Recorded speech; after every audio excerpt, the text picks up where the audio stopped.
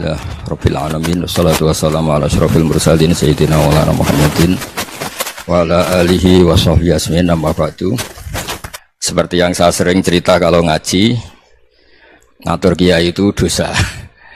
Tapi karena saya niat baik, sama-sama ngaji, jadi temanya bebas, waktunya juga paling lama saya ngaji paling 20 menit sampai 30 menit. Sesi jawab, tanya jawab hanya 2 pertanyaan.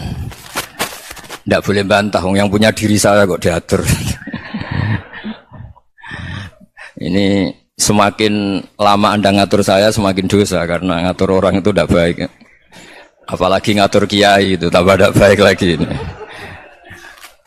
Iya toh, misalnya saya ke Jakarta nelpon Pak Martinus, Pak sini, ya belum mesti bisa. Jadi ya sama-sama nggak mesti bisa kan. Tapi monggo lah kita cerita-cerita Islam, cerita-cerita beragama yang rileks. Kita semua tadi seperti yang dikatakan Kadensus pernah disewani Mas Sufyan Sauri, juga beliau pernah ngaji. Sebetulnya dalam banyak hal-hal yang keseharian itu lebih prinsip ketimbang ide kita tentang hal-hal besar. Saya beri contoh, Allah itu Tuhan yang Maha Kuasa, yang menguasai alam raya ini. Kadang-kadang menjelaskan dirinya itu hanya alladzi at'amahum min ju'. Saya ini Tuhan yang memberi makan kamu saat Anda lapar, saat kalian lapar. Jadi untuk beriman kepada Tuhan yang Maha Esa, kepada Allah, kamu yakin yang memberi makan kamu itu Tuhan. Apapun kecewanya Anda terhadap tetangga, terhadap negara, terhadap mertua, terhadap istri, itu kecewa Anda tidak akan mati. Tapi kalau tidak makan itu mati. Sehingga Allah mensifati dirinya kadang pakai keseharian. Alladzi at'amahum min ju'. Tuhan itu siapa? Yang memberi makan kamu ketika lapar. Tapi kamu untuk syukur itu nunggu punya istri cantik, neriman, gampang diatur, membolehkan poligami. Terus 4 istri itu neriman semua, loyal semua. Itu sombong betul. Mau syukur saja kok repotnya seperti itu. Jadi mau syukur ya ada makanan dimakan. Itu kalau ngantuk ya tidur. Ayatnya wa min ayatihi manamukum billaili wan nahar. Maksud ayat Allah itu tidur. Nah, keangkuhan-keangkuhan ini yang menjadikan kita itu jadi repot hidup. Wong untuk syukur kok nunggu tadi. Mertua baik, tetangga baik, istri baik. Apa saja di sekelilingnya harus baik. Nah, keinginan berlebihan ini menjadikan kita lupa ada hal-hal yang paling kita butuhkan, yaitu oksigen. Kita boleh nempat di buminya Allah. Alladzi ja'ala lakumul ardo firasya. Bumi kamu tempati enak. Coba kalau gempa. Apa artinya istri 4 cantik semua kalau pas digoyang apa? Gempa.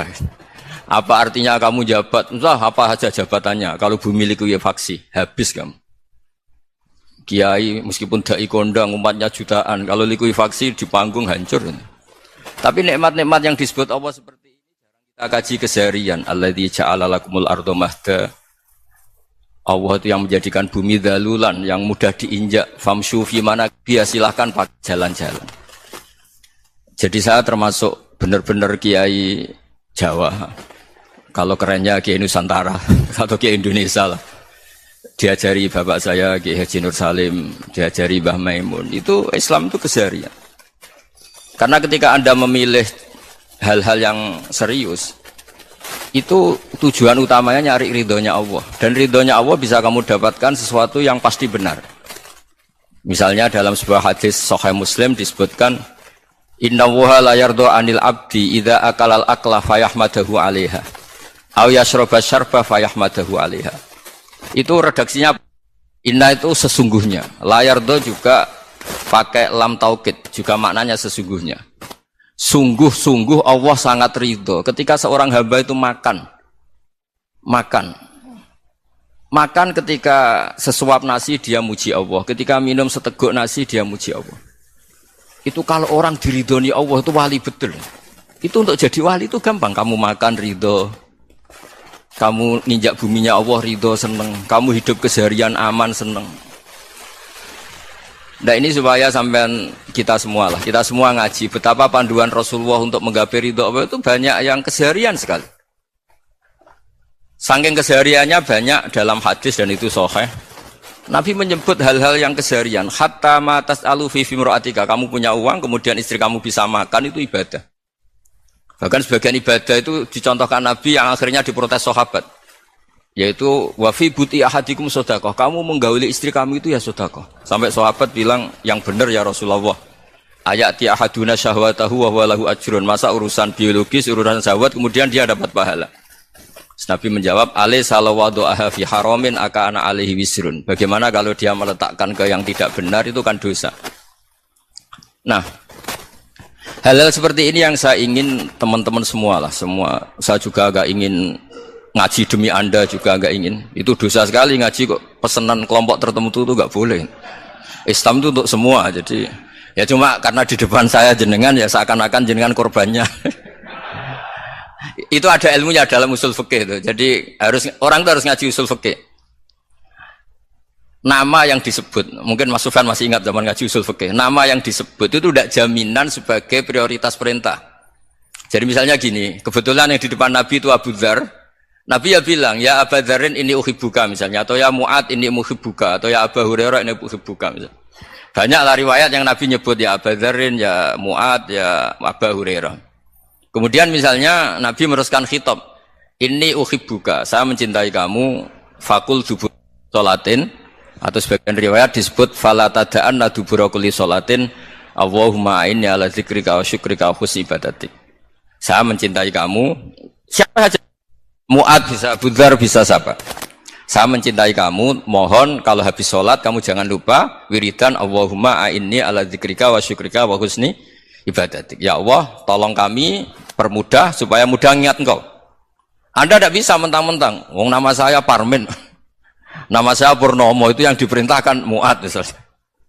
Jadi yang disebut satu, tapi khitab itu untuk siapa saja. Saya teruskan ya. Jadi saya mohon semua kita melakukan kebaikan itu, kalau dalam kaidah fikih disebut al yakin la yuzalu bisyak. Banyak kebaikan yang kebenarannya itu 100%. Tidak punya efek samping ke pihak lain, ke kelompok lain, ke komunitas lain. Yaitu tadi misalnya Anda makan, dan itu murah sekali, hanya butuh satu piring. Setiap kunyahan kamu muji Allah, setiap minum kamu muji Allah. Itu redaksinya Rasulullah SAW disebut Allah sangat ridho ketika seorang hamba makan, kemudian dia memuji Allah, atau minum kemudian dia muji Allah.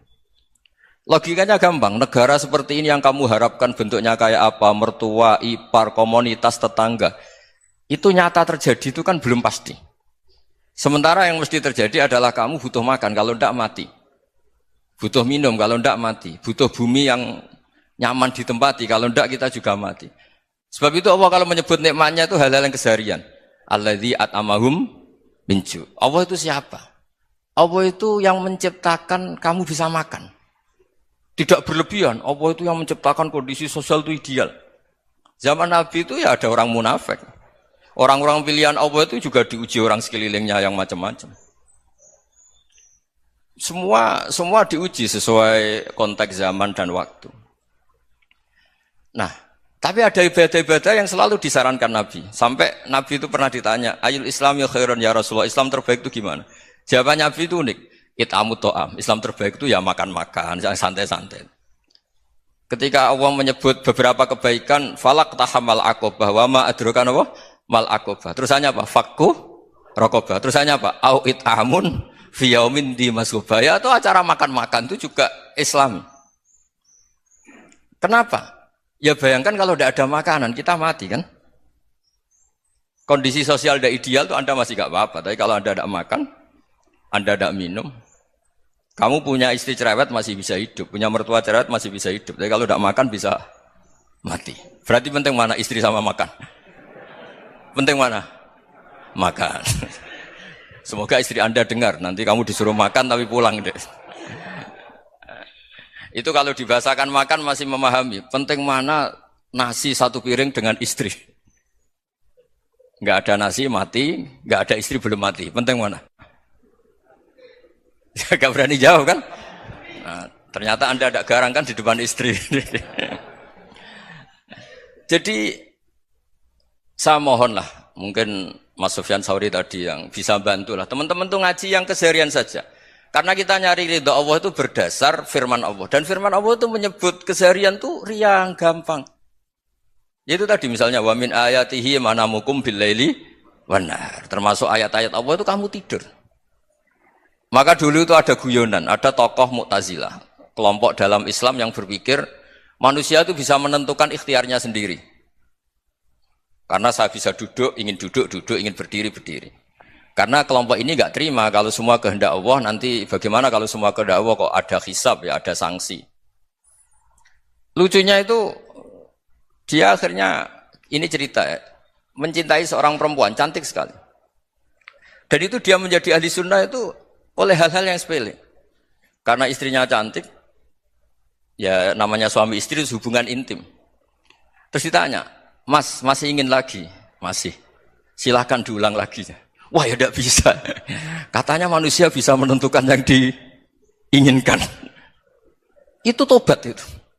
Itu nggak bisa ditobatkan Mas Sufyan Ats-Tsauri. Orang cantik yang mudah nobatkan orang itu orang cantik. Segampang itu. Akhirnya kita tahu, makanya kalau dalam kitab Hikam itu disebut al-aqil mayakul madza yaf'alu wa hubi wal ghafil mayakul madza af'al. Orang yang punya akal karena sadar ini wilayah Allah, semua milik Tuhan. Itu dia tiap hari berpikir, besok Allah akan melakukan apa terhadap dunia ini. Kamu merencanakan suatu mau plesir, ternyata gempa.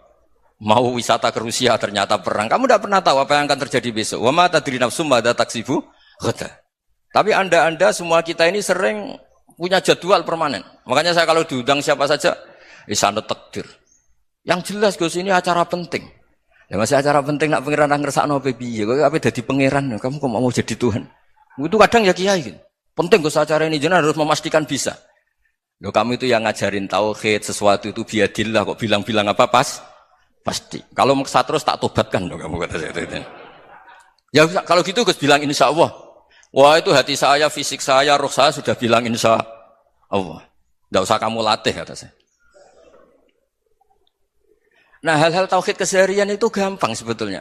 Wal ghafil yaqulu madza af'al. Tapi orang yang lupa Allah dia setiap hari bilang besok apa? Kita bisa melakukan apa? Seakan-akan dia itu aktor, dia penting, dia subjek permanen dia. Padahal kita ini hanya objek kehendak Allah Subhanahu wa taala. Karena kita yakin sesuatu yang terjadi di alam raya ini kita tidak bisa apa-apa. Makanya saya sering ngaji, sering bilang saya, ketika Anda mensifati Allah, Dia yang menghidupkan. Sudah itu tanamkan sehingga ketika kita mati santai saja. Kenapa santai? Allah punya cara menghidupkan kita. Zaman kita hidup juga gak tahu caranya ngelola jantung, ngelola paru-paru. Kamu juga gak tahu ngelola oksigen yang tidak beracun, tidak mengandung polusi. Tahu-tahu hidup.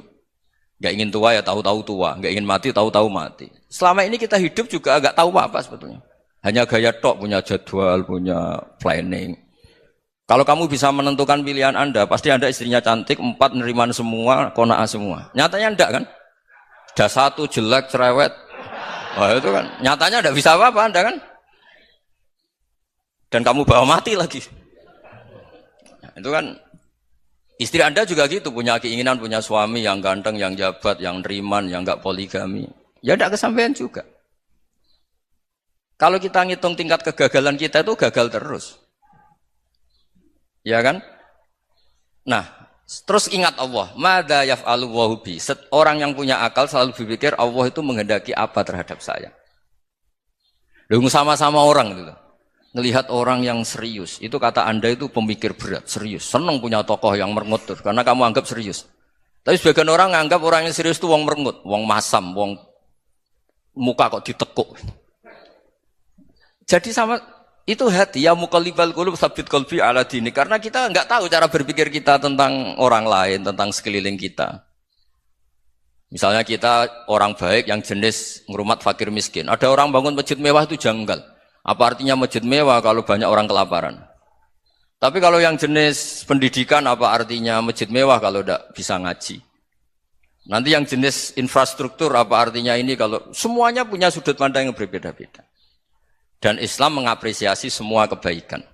Tapi katakan semua kebaikan itu adalah kehendak Allah Subhanahu wa taala. Karena apapun baik Anda itu pakai fasilitas yang diberikan oleh Allah Subhanahu wa taala. Sehingga ini yang disebut qulillah tsumma darhum fi khawdihim yal'abun. Ya kembali tadi ke tema-tema bahwa keseharian Anda ini sudah Islami. Saat Anda tidak bisa melakukan apa saja, Saya sering ada jenazah, biasanya kalau tetangga meninggal saya sering disuruh ngelepas. Saya bilang orang ini baik. Karena sering ngelamun di rumah, sering nganggur di rumah. Ditanya sama anaknya, kenapa Gus nganggur baik? Ya kalau dia nganggur artinya juga enggak berbuat sesuatu yang maksiat kan? Ya kan? Orang nganggur di rumahnya ya enggak bunuh orang, enggak maling, enggak korupsi, ya namanya nganggur di rumah. Lah cuma istri cara pandang nganggur enggak menghasilkan uang itu. Tapi juga enggak menghasilkan kriminal kan? Jadi sebenarnya Islam itu makanya kalau sampai ngaji usul fikih itu ada kitab usul fikih namanya Lubul Usul, itu terkenal sekali di pesantren itu. Itu kalau ngapresiasi keseharian itu luar biasa. Izma min mubahin illa wa yatahaqququ bihi tarku haramimma. Karena keseharian yang mubah saat Anda lakukan itu ada kehebatan yang luar biasa, yaitu meninggalkan haram. Makanya dulu banyak orang-orang alim ketemu temannya itu guyon sampai semalaman. Itu biasanya yang semangat Islam itu kiai kok ndak tahajud, kiai kok ndak witir. Orang yang sedang mapan uangnya banyak, malam itu ndak kelayaban itu sudah luar biasa. Melawan nafsu supaya tidak maksiat itu sudah luar biasa. Supaya lupa guyon sama temannya semalaman sampai subuh. Gejlok-gejlokan ngenang zaman miskin, zaman kuliah enggak jelas, zaman apa. Melihatnya jangan tarkut tahajud. Seperti ini meninggalkan tahajud, tapi meninggalnya ini talkul muharramat. Jadi kayak apa hebatnya? Sehingga Imam Ghazali punya riwayat yang agak unik. Hatta takuna ibadatu akhiri hadil ummah iku an-naum. Sehingga suatu saat ibadah terbaik umat ini itu tidur. Itu kan riwayat kontroversi. Ketika Imam Ghazali ditanya, kenapa iya? Kenapa kamu mulai keluar dari rumah itu sudah banyak maksiat? Melihat perempuan yang enggak mahram, melihat fenomena. Tapi kalau kamu tidur itu enggak melihat apa-apa. Tapi juga kamu jangan nganggap tidur itu ibadah betul. Saatnya melakukan fardhu ain malah masih tidur. Tapi itu sudut pandang yang menjadikan kita Islam itu gampang. Jadi saat Anda tidak bisa aktivitas apa-apa, misalnya ada beberapa orang yang lumpuh. Lumpuh itu memang nggak bisa Jumatan, nggak bisa ibadah, tapi dia juga nggak bisa maksiat. Tidur itu memang Anda saat itu nggak bisa tahajud, nggak bisa witir, tapi saat itu ada zina, ada maling, nggak gosipkan orang, nggak bully orang, nggak menanamkan kebencian, nggak hasud. Sehingga tidur menurut Allah Ta'ala wa min ayatihi manamukum billaili apa? Wan nahar. Karena di tidur itu selain ada unsur istirahat, jaga kestamina, juga ada unsur meninggalkan beberapa keburukan. Nah saya mohon ibadah yang keseharian ini kita jaga. Supaya kita semua baca ayat itu fasih. Fasih itu tertanam di hati. Allah itu siapa? Alladzi at'amahum min ju'i wa amanahum min khauf. Dan Allah kalau cerita di Quran itu anna sababnal ma'a sabba tsumma syaqqaqnal ardha wa syaqqa fa ambatna fiha habba wa inaba wa qadba wa zaituna wa nakhla wa hada'iqa hulba. Kamu tahu saya ini siapa kata Allah? Saya ini adalah Tuhan yang menurunkan air, kemudian ada tanaman banyak. Habba wa inaba wa qadba, ada zaitun, ada tin, kalau orang Jawa mungkin ada tela, ada padi, ada mangga, ada pisang. Sudah. Wa inaba wa zaituna wa nakhla wa hada'iqa hulba, ada perkebunan yang lebat. Tujuannya apa? Mata Allahkum, silahkan kamu pakai, kamu nikmati. Tapi karena kadang kita ini punya ide-ide besar. Tadi untuk syukur saja nunggu punya istri riman, rumah baik, tetangga baik, komunitas baik, semuanya baik baru syukur. Lama-lama nanti ada di surga, syukurnya nunggu surga paling kelas A. Itu sudah ada yang menghuni Rasulullah, kamu nggak boleh di situ. Masa untuk syukur saja? Repotnya Masya Allah. Jadi mohonlah Quran yang kalau Anda hafalkan juz sama itu kan ada ayat-ayat yang kayak tadi. Ya, fal yang dzuril insanu ila ta'ami. Coba lihat apa yang kamu makan ya? Dari mana? Dan untuk mempertahankan hidup kamu keseharian. Jadi jangan kira ibadah itu harus membentuk komunitas yang versi Anda. Ibadah itu harus hal yang mulu-mulu. Kesehariannya Anda alami. Loh ini saya tidak bikin-bikin. Saya ngaji bukan karena berdasar pesanan. Itu ayat yang saya baca kan betul ada ayatnya kan. Fal yang dzuril insanu ila ta'ami. Anna sababnal ma'a sabba tsumma syaqqaqnal arda syaqqa fa ambasna fiha habba wa inaba wa qadba wa zaituna wa nakhla wa hada'iqa khulba. Terusannya apa? Mata'al lakum, silakan kamu nikmati. Mata itu silakan kamu nikmati. Ya kayak sampean dikasih hidangan ya makan. Ya sudah makan, habis makan ya minum, habis itu ngantuk ya tidur. Ya sudah normal-normal saja. Kayak apa indahnya Islam? Tapi Anda mencari Islam yang gimana lagi? Nah itu yang diajarkan guru-guru kita, diajarkan sanad kita sampai Wali Songo, sampai Rasulullah Shallallahu Alaihi Wasallam. Bahwa pada akhirnya ada jihad, ada perang. Itu dulu memang perang, bukan membunuh. Beda. Dulu kita dijajah Belanda ya perang, dan itu normal karena kita dijajah. Jadi ketika orang lain ingin baik sama kita, wa in ahadum minal musyrikin astajaruka ya fajirhu hatta yasma'a kalam Allah. Kalau mereka ingin baik ya kita baik. Makanya ada istilah musta'man, mu'ahad. Kalau mereka ingin damai, berdampingan dengan kemajmukan, ya itu yang lebih baik. Karena memang Islam menghormati proses perdamaian. Wa in janahu nawa lissalmi ya fajnah lah. Kalau ingin damai, ya kita harus damai. Jadi, andai kan dulu Belanda datang ke Indonesia kok minta besanan. Gitu. Ya mungkin kita juga senang, karena memperbaiki hidung kan, kalau minta besanan. Gitu. Nah tapi wong jajah dulu itu kan masalah kan? Apa? Masalah kan? Jadi saya mohon jadi apa? Saya tadi minta sama Bapak Kadensus kemarin juga pernah main ke saya. Jangan sering ketemu saya ini sudah uzlah, saya ini sudah mau daftar jadi resi. Saya itu kemarin di muktamar juga agak datang, acara di Jogja juga sudah. Karena memang keluarga saya dulu itu bahasa saya, bapaknya bapak saya itu enggak keluar rumah itu puluhan tahun. Memang punya adat uzlah. Ya makanya ngaji saya ngaji aja yang gampang-gampang aja, yang enggak orderan, enggak pesenan ngaji aja dulu yang gampang. Saya ikhlas, yakin betul saya ikhlas. Ikhlas itu menurut saya itu roh. Orang enggak ikhlas menurut saya itu orang aneh. Ikhlas itu gampang, sudah saya bilang. Kalau kamu yakin ilmu itu milik Allah, ngasihkan juga ikhlas itu milik Allah. Apa sih yang kamu punyai sehingga kamu tidak ikhlas? Uang milik Allah, energi kita milik Allah, bumi milik Allah. Kemudian kamu merasa memiliki. Merasa memiliki itu kalau dalam ilmu tasawuf sudah kesalahan kan. Bagaimana Anda punya? Coba tahu-tahu tanah itu kok milik Anda. Karena saya beli, saya beli dari orang, dari Zaid. Padahal yang asli punya itu Allah. Apa benar kamu pernah beli sama Allah? Zaid ini pemilik nisbi, pemilik yang enggak sebenarnya kan. Ya enggak? Yang benar-benar pemilik itu Allah.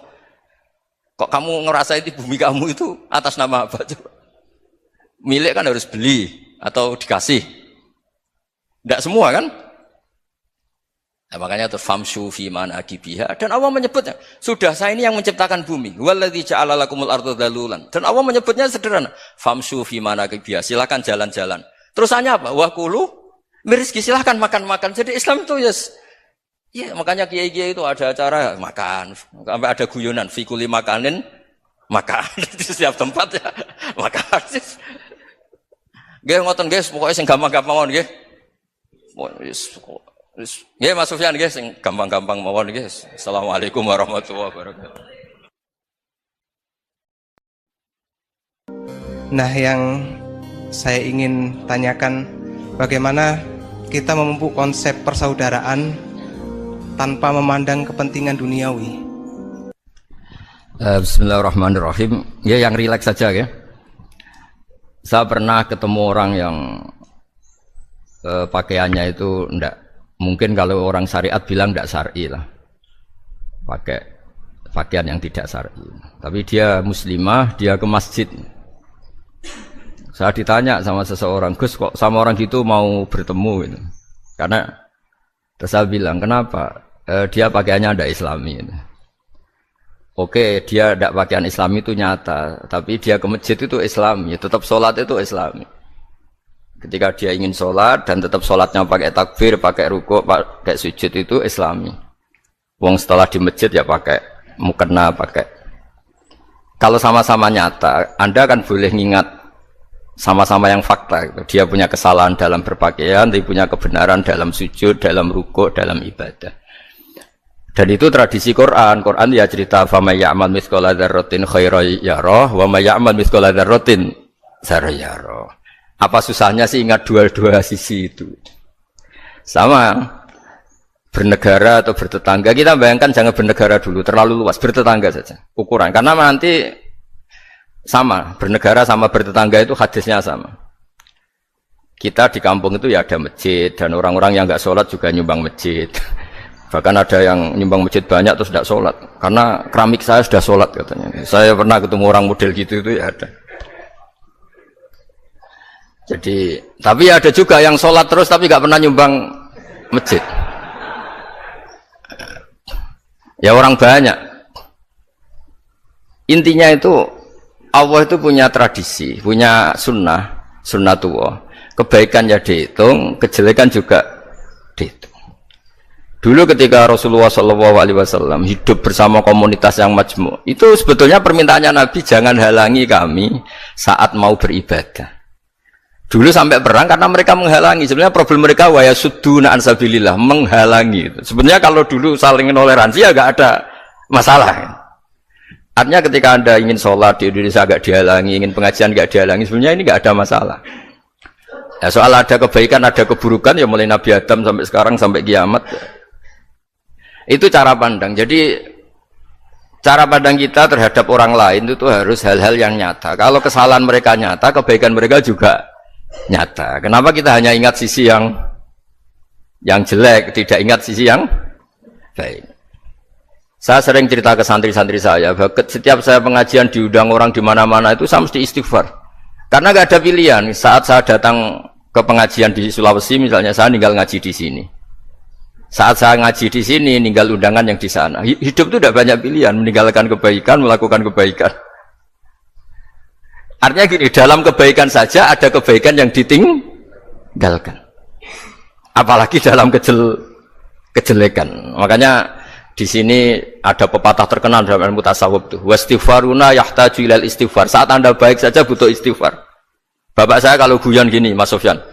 Ada imam istiqomah jadi imam masjid sampai tua sampai batuk-batuk. Itu bagus istiqomah. Tapi itu masalah kata Bapak. Akhirnya enggak kaderisasi katanya. Itu istiqomah apa enggak mau diganti orang lain katanya. Ada kiai dai di mana-mana. Itu mesti orang muji, "Oh, itu dai di mana-mana, laris enggak pernah di rumah." Pondoknya pasti bubar itu karena ditinggal. Jadi kebaikan seperti ada orang sering sowan kiai. Wah, itu malah lebih masalah lagi kan. Kadang kiainya pas istirahat, yang disalamkan template uang jatah susu anaknya. Hari itu waya tagihan malah lari sowan kiai. Nah, harusnya di rumah ada berdoain tagihan listrik entah apa. Jadi makanya di hikam itu terkenal kata-kata manusia itu siapa? Manusia itu mangkanat mahasinuhu masawiyah fakai falatakunu masawihi masawiyah. Manusia itu orang ketika baik saja salah, apalagi pas salah. Coba saya misalnya pidato begini, di atas panggung saya orang alim pidato nasihati orang. Di saat yang sama seperti yang tanya Mas Wildan tadi, ada agak sopannya. Di situ ada mungkin orang yang lebih sepuh timbang saya. Masa lebih muda kok di atas? Yang di bawah lebih tua. Ada agak sopannya. Mau nggak pidato disuruh, mau di atas disuruh, nggak sopan sama yang. Tapi misalnya yang paling sepuh pidato nggak pernah ngaji kok pidato terus gimana? Artinya ketika kita baik saja ada salahnya, apalagi pas salah. Sebab itu ajaran Rasulullah itu suruh berdoa Rabbana dzolamna anfusana. Sebelum minta itu merasa, ya Allah kita ini mendolimi diri kita sendiri. Karena dalam pilihan-pilihan itu pasti ada salahnya. Coba misalnya Anda bangun masjid habis 2 miliar. Yang harusnya 1 miliar sudah jadi. Terus nanti suatu saat ketemu Allah ditanya, itu ada orang miskin, fakir miskin, yatim. Andai kan kamu sumbang 1 miliar itu sejahtera semua. Gara-gara kamu bangun masjid terlalu mewah. Ya tapi kadang-kadang orang kebaikannya itu orientasinya bangun masjid, gak tertarik nyumbang fakir. Saat itu cara berpikir gitu mau apa? Tapi kalau dia mau luhur manusia terbaik karena bangun masjid 2 miliar, coba diaudit secara kepentingan syar'i. Penting mana dengan ngasih makan fakir miskin? Penting mana dengan menikahkan janda misalnya? Penting mana dengan pendidikan? Apa artinya masjid mewah orang nggak tahu halal haram, nggak tahu najis, nggak tahu cara sesuci, nggak tahu cara adzan yang benar. Terus penting mana untuk beli kitab sama dipakai masjid? Apa artinya beli kitab apa tapi nggak makan? Penting mana makan sama beli kitab? Ada auditnya. Makanya manusia itu ketika baik pun disuruh istighfar, apalagi ketika salah. Nah, dengan perasaan seperti itu kebencian pada orang lain luluh karena potensi baik pada orang lain ternyata tinggi. Dan potensi salah ke kita juga tinggi. Nah, dilatih gitu. Jadi di Ihya itu ada kitab tawaduk. Kitab tawaduk itu dilatih, ketemu orang tua. Huwa aksaru ibadatan. Dia mesti ibadahnya lebih banyak karena lebih tua timbang saya. Pasti sholatnya lebih lama timbang saya. Ketika Anda sudah tua melihat anak-anak, huwa aqallu minni maksiatan. Mesti maksiatnya tidak banyak karena masih kecil. Terus ketika melihat orang fasik maksiat, la'alla wa yatubu alaih fa inna wa tawwabur rahim. Mungkin Allah memberi tobat, bisa saja. Umar itu ingin bunuh Nabi, tapi Allah memberi tobat. Yang sowan kiai saja tidak mesti dapat tobat. Umar ingin bunuh Nabi, tapi Allah memberi tobat. Akhirnya ya tobat jadi Islam yang baik. Dalam sejarah Wali Songo, Kalijogo sowan Sunan Bonang itu ingin garong, tapi malah jadi muridnya jadi wali. Kalau Allah sudah menghendaki, tidak ada ya. Perang Uhud orang Islam kalah itu karena panglimanya siapa? Khalid bin Walid. Tapi dia malah yang dapat hidayah. Nah, sama orang yang sekarang Anda benci bisa saja Allah merencanakan ada apa? Hidayah di situ. Dan kita yang merasa benar jangan saja ada rencana Allah bikin kita su'ul khotimah. Na'udzubillah min dzalik, kan tidak pernah tahu. Nah, dari tidak pernah tahu itu orang diusahakan tawadhu. Wa ma adri ma yuf'alu bi wala bikum. Kita tidak pernah tahu. Makanya meskipun saya ini kiai, terus kata orang banyak itu ketok. Kalau istighfar ya nangis betul ya. Cuma kan nggak perlu di depan umum. Nanti ada penampilan kan ribet kan nanti. Sudah nangis nggak ikhlas, nggak mutu. Ya gitu ya. Yang Mas Wildan tadi apa pertanyaannya? Diulang. Selain masalah akhlak tadi. Tentang bagaimana cara kita bersaudara. Tanpa memandang kepentingan duniawi. Nah ya makanya tadi saya bilang bernegara itu pakai hadis, misalnya Nabi pernah ngendikan kamu itu punya 3 tetangga, yang satu punya 3 hak, yaitu dia tetangga kamu, dia seagama kamu, dia sesaudara kamu. Jadi ada 3 hubungan, seagama, sesaudara, dan tadi apa? Dia tetangga kamu, dia seagama dengan kamu, dia masih kerabat kamu. Terus ada tetangga yang punya 2 hak, yaitu dia tetanggamu seagama dengan kamu tapi tidak sekeluarga dengan kamu. Terus ada tetangga yang punya 1 hak, dia ada keluarga kamu, dia ada seagama dengan kamu tapi tetap punya hak karena itu tetangga kamu. Dan itu kata Nabi semuanya berhak kamu baikin karena ada hakul jar. Makanya dulu doa adzabil qabri itu ceritanya sederhana. Ada seorang perempuan Yahudiyah sowan Sayyidah Aisyah. Kalau sowan ya dikasih uang sama Sayyidah Aisyah. Padahal Yahudiyah. Ketika dikasih uang, terus si Yahudiyah tadi, semoga engkau diselamatkan dari siksa kubur. Zaman itu Sayyidah Aisyah belum dengar hadis tentang siksa kubur. Setelah Rasulullah datang, saya tadi diminta didoain, ya saya terima karena saya enggak percaya. Terus Nabi ngendikan itu benar adanya siksa kubur. Ketika komunitas Yahudi di Madinah itu puasa Asyura, Nabi coba tanyakan mereka, kenapa puasa Asyura? Padahal orang Yahudi. Oh, terus setelah ditanya, yaumun najjawahu fihi Musa, itu hari di mana Allah menyelamatkan Nabi Musa, kata orang Yahudi. Terus kata Rasulullah, nahnu ahaqqu bi Musa, saya juga berhak menghormati Musa. Kemudian Nabi puasa. Suatu saat lagi ada orang Yahudi datang, ya Rasulullah, ya Muhammad, manggilnya ya Abul Qasim karena orang Yahudi. Ya Abul Qasim, nanti nasib langit bumi ini di mana? Manusia yang sudah mati-mati di mana ketika bumi dihancurkan? Mayat-mayat yang sudah di kuburan di mana? Terus orang Yahudi tadi bilang, Inna woha wadu'as samawati ala dzih wal arodina ala dzih. Soalnya Allah itu bisa saja mengelola langit bumi yang sudah hancur gini-gini. Nabi itu tertawa-tawa. Dalam sebuah riwayat disebut hatta badat nawajidu, tertawanya Nabi itu lepas sampai giginya kelihatan. Kata rawinya tasdiqan liqaulil khabri, karena Nabi membenarkan orang Yahudi tadi. Jadi intinya dalam banyak hal itu ya dicari kesamaan. Makanya kalau interaksi dengan kelompok lain, kata Nabi, la tusaddiquhum wa la tukadzdibuhum. Kamu jangan mengiyakan, juga jangan menolak. Kamu tolak, jangan-jangan pas yang sama dengan ajaran kita. Kamu benarkan, jangan-jangan yang tidak sama. Ya sudah, kalau nggak sependapat ya jangan ngambil sikap. Nah, itu juga yang dipraktekkan Rasulullah SAW. Nabi yaqumu lailatan yuraddidu hadil ayat. Nabi pernah sholat 1 rakaat hanya ngulang 1 ayat. Itu aja agak selesai. Yaitu ngulang-ngulang ayat. Fa'aqulu kama qalal abdus sholeh in tu'adzibhum fa innahum ibaduk wa in taghfir lahum fa innaka antal azizul hakim. Pun Gusti kula nyerah. Semua ini hamba jenengan, monggo jenengan napakno sing duwe jenengan. Intinya itu ini wilayah jenengan, ndak wilayah saya. Nah, kadang-kadang kita sebagai manusia itu jumawa seakan-akan itu wilayah kita. Kita nyiksa terserah kita, mengampuni ya terserah kita. Padahal tidak milik kita. Dunia ini milik Allah Subhanahu wa Ta'ala. Makanya yang terakhir saya ijazahkan ijazah bapak. Bapak saya itu orang hafal Quran, alim tapi lucu, senengannya guyon. Kalau ngajarkan saya tauhid, tasawuf itu gampang. Hak, kamu punya tetangga, punya Innova. Terus kamu berpikir, kamu miskin berpikir. Itu pajaknya aja berapa? Kalau apa itu bannya sudah halus itu gantinya kayak apa? Kalau rusak kayak apa? Terus kata bapak, orang melok duwe kok mikir, udah ikut punya kok mikir. Terus coba kamu nggak ikut punya Alphard, terus saya mikir, wah itu pajaknya berapa Pak Martinus, bisa dipakai beli motor kan? Pajaknya apa? Alphard ini. Oh nggak ikut punya kok.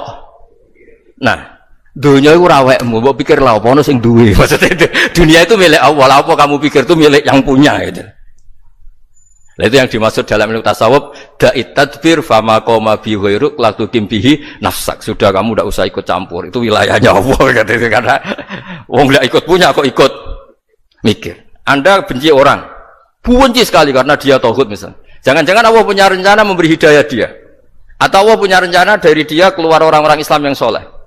Makanya ketika Malakul Jibal, ya Rasulullah saya disuruh Allah, terserah engkau. In syi'ta an udbiko alaihim al-akhshaban. Kalau engkau mau orang-orang yang mendustakan kamu saya hancurkan. Apa jawabannya Nabi? La, jangan. Bal arju ayyukhrijawah min aslabihim ma ya'buduwaha wa la yusyriku bihi syai'an, itu di Bukhari. Enggak, bisa saja sekarang dia kafir, anak turunnya jadi Islam. Dan betul. Abu Jahal punya anak Ikrimah, Abu Lahab punya anak Darrah. Walid itu musuh besarnya Nabi, punya anak Khalid. Ya sudahlah, kita selalu berharap bahwa ini wilayahnya Allah. Sudah kita berharap. Agama ini bagi yang selalu punya harapan. Limangkana yarjuwaha, orang yang selalu punya harapan. Kita berharap tambah hari tambah baik, tambah damai, tambah kondusif, tambah segalanya baik.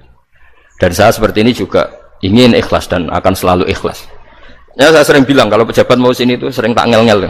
Saya ini sudah ingin Indonesia itu baik itu tanpa diminta. Kalau diminta itu malah seakan-akan saya belum melakukan. Ini kan. Sudah saya lakukan kok baru minta, karena ini wilayah kita semua, artinya ingin baik itu keinginan kita semua, status kita. Kata Sayyid Zabidi dalam kitab Ithaf, keinginan baik itu syakhsiyatuk wa hakikatuk. Itu kamu sekali. Manusia itu kan kata Allah Ta'ala, saya pertama menciptakan manusia itu khunafa, orang yang berkeinginan baik. Baru digoda setan terus macam-macam. Jadi keinginan baik itu hakikatuk wa syakhsiyatuk. Itu kamu sekali. Ingin baik itu kamu sekali. Itu status kamu katanya. Makanya orang preman kayak apa, mabuk kayak apa, ada orang kecelakaan, pikiran pertama itu nolong. Itu yang normal. Soal ada kasus, pikiran pertama ngambil HP-nya itu 0,0 sekian persen. Jadi pikiran pertama mesti nolong itu. Karena itu syakhsiyatuk wa hakikatuk.